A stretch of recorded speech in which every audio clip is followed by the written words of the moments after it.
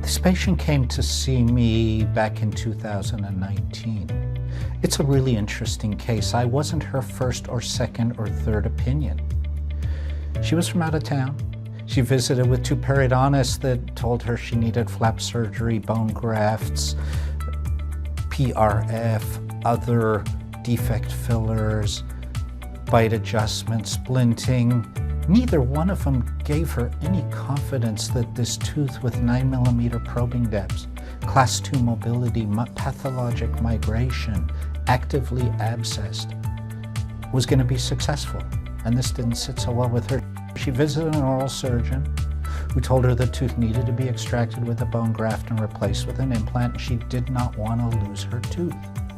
She came to me for her fourth opinion, and I said, I have a method of treatment that might help this sick tooth, this almost hopeless tooth.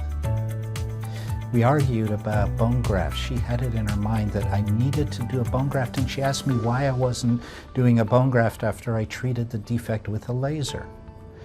And I told her this is the protocol, and I asked her to trust the protocol. After all, I trust the protocol. Interesting fact, I treated this patient merely months after I completed my boot camp.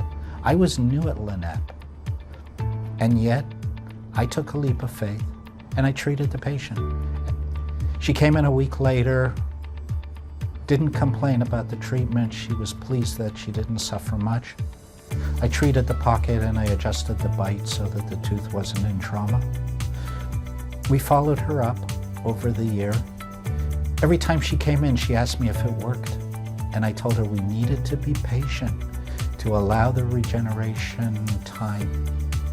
Finally, at 16 months, I got that x-ray that I was waiting for. And it was mind-boggling to me what I saw on this x-ray. Complete defect fill. When we look at the x-ray, there's obvious bone fill radiographically, increase in density. I can't say it's regeneration without looking at histology, but it's bone fill in the defect, and it's obvious and it's profound. We started at red, swollen and pussy. Now it was pink, pocket depth 2 to 3 millimeters, no bleeding on probing, reduction in mobility, no exudation. What a huge clinical win. When I showed her the x-ray, it was the first time she smiled at me. She knew that we had rescued the sick tooth. She asked me if she could go to see an orthodontist to have the tooth intruded and moved more level in her bite to correct the migration. At that point, I gave her the green light to proceed with orthodontic correction as opposed to prosthetic correction.